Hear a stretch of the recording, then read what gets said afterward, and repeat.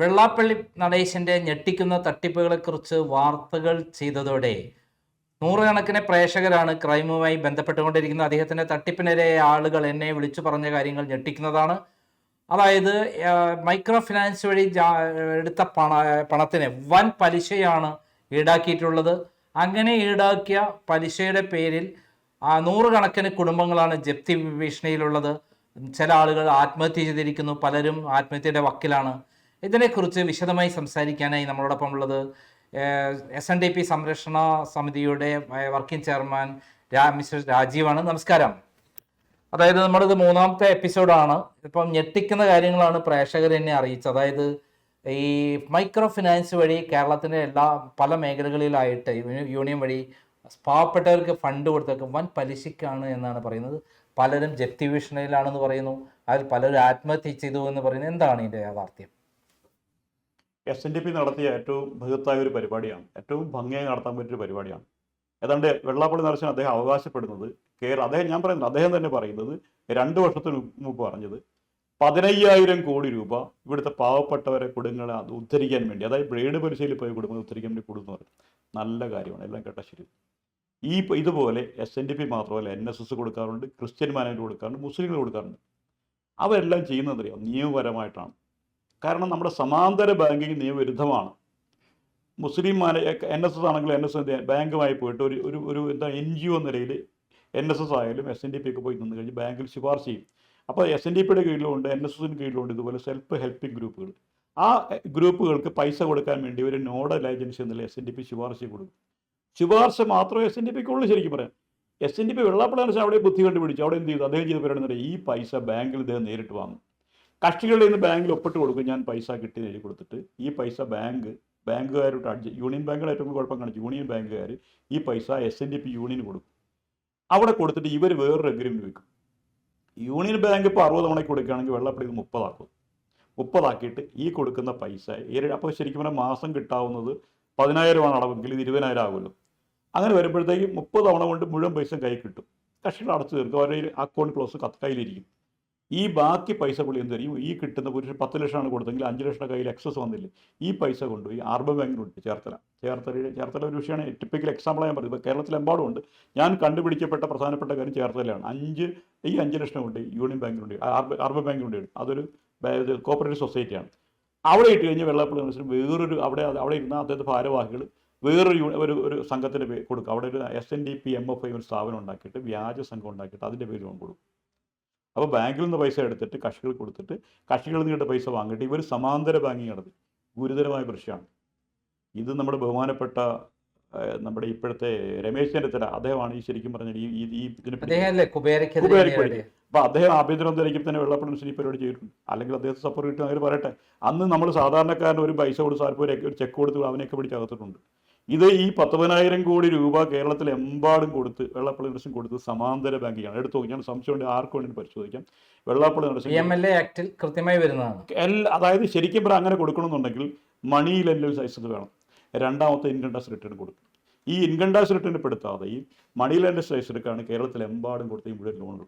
അതിനൊരു ഉദാഹരണമാണ് ചേർത്തല. ഞങ്ങൾ പിടിച്ചപ്പോഴത്തേക്കാണ് ചേർത്തല ഇത് പരാതി കൊടുത്തപ്പോഴത്തേക്ക് ഇങ്ങനെ വന്നപ്പോഴത്തേക്ക് തുഷാർ വെള്ളാപ്പള്ളിയും മഹേശ്വരും ചേർന്ന് ഭരിച്ച കാലഘട്ടത്തിലാണ് ഈ 4,42,00,000 രൂപ ശരിക്കും ആൾ അടച്ചാണ്. ഞാൻ ഈ പറഞ്ഞ പോലെ ഇങ്ങനെ കിട്ടിയ അതായത് പകുതി കൊണ്ട് കിട്ടിയ പൈസ ഇവർ കയ്യിലെടുത്ത് വേറെ കൊടുത്ത് മറിച്ച് അങ്ങനെ പോയി. ഇവർ പരാതി കൊടുത്തപ്പോൾ എന്ത് പറ്റി? ഈ പൈസ പരാതി തന്നപ്പോഴത്തേക്ക് ശരിക്കും പറഞ്ഞാൽ ബാങ്കുകാർ 1,200 കുടുംബങ്ങൾക്ക് ജപ്തി നോട്ട്സ്, എല്ലാത്തിനും കോപ്പ് ജപ്തി നോട്ട്സ് അയച്ചു.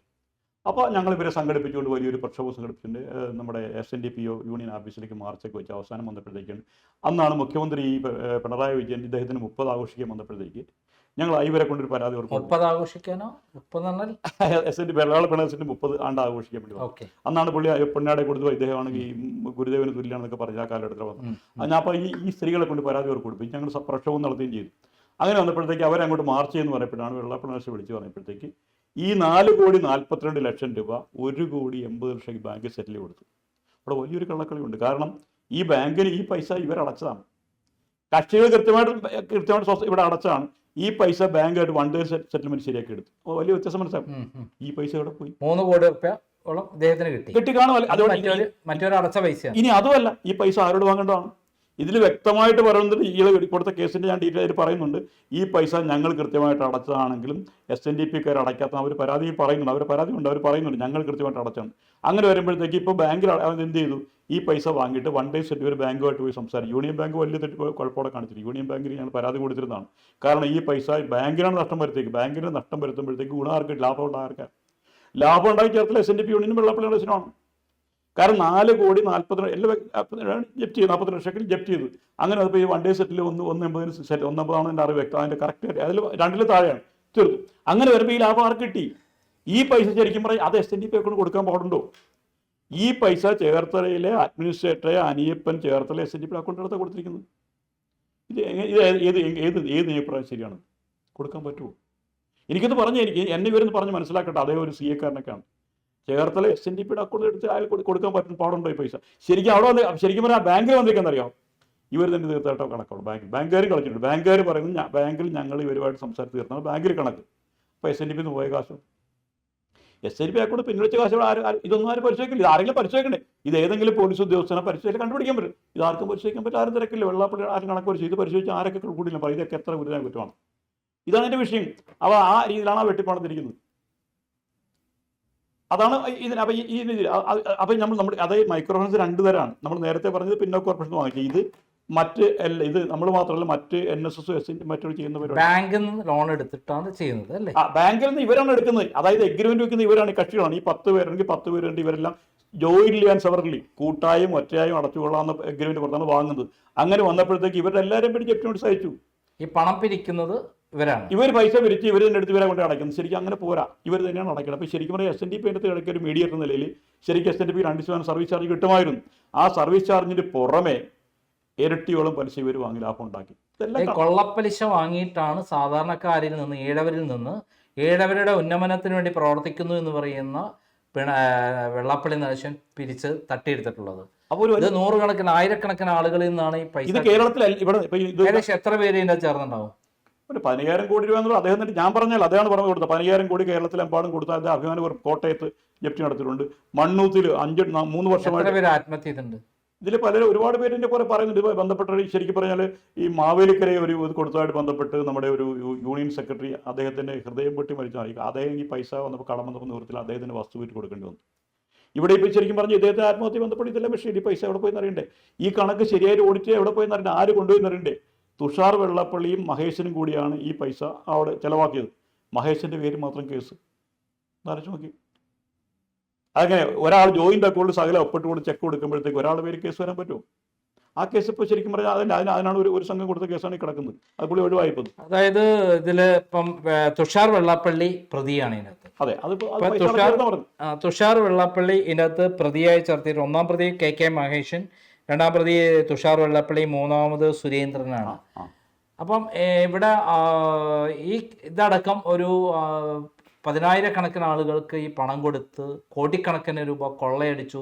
അതായത് അനധികൃതമായി കൊള്ളപ്പലിശ കൊടുത്തിട്ടാണ് ഇങ്ങനെ ഈ രൂപത്തിൽ പണം ഉണ്ടാക്കിയിട്ടുള്ളതാണ് താങ്കൾ പറയുന്നത്. അവിടെ ഒരു കാര്യം കൂടെ ഉണ്ട്. ഈ വെട്ടിപ്പിനെ കുറിച്ച് പരാതി കൊടുത്തത് തുഷാർ വെള്ളാപ്പള്ളിയും മഹേശനും കൂടി കാലഘട്ടത്തിൽ പരാതി കൊടുത്തത് SNDP യൂണിയൻ ഇതേ വെച്ച ഈ ബാബുവാണ് പരാതി കൊടുത്തത്. ആ പരാതി ഇവർ പിൻവലിച്ചിരിക്കും. അതായത് ചേർത്തല SNDP യൂണിയനിൽ വെട്ടിപ്പ് നടന്ന് പരാതി കൊടുത്ത ആരാണ്? വെള്ളാപ്പള്ളി നടേശൻ നിയോഗിക്കപ്പെട്ട അവിടുത്തെ സെക്രട്ടറിയാണ് പരാതി കൊടുത്തത്. ആരെക്കുറിച്ച്? സ്വന്തം മകനെക്കുറിച്ചും മഹേശനെ കുറിച്ച്. മകനിൽ വരില്ല, പക്ഷെ വരേണ്ടതല്ലേ? കാരണം അതിലെ കൺവീനറും ചെയർമാനും 2 പേരും കൂടെ 2 പേരാണ് ഈ പൈസ മുടക്കിയത്. മഹേഷാണല്ലോ ആത്മഹത്യ. അതെ, അതിന്റെ പിന്നിലെ ചരിത്രത്തിലേക്ക് നമുക്ക് പോകേണ്ടതുണ്ട്. അടുത്ത എപ്പിസോഡിൽ നമുക്ക് മഹേഷിന്റെ കൊലപാതകം അല്ലെങ്കിൽ ആത്മഹത്യ എന്താണെന്നുള്ളത് നമുക്ക് വിശദമായി ചർച്ച ചെയ്യാം. നന്ദി, നമസ്കാരം.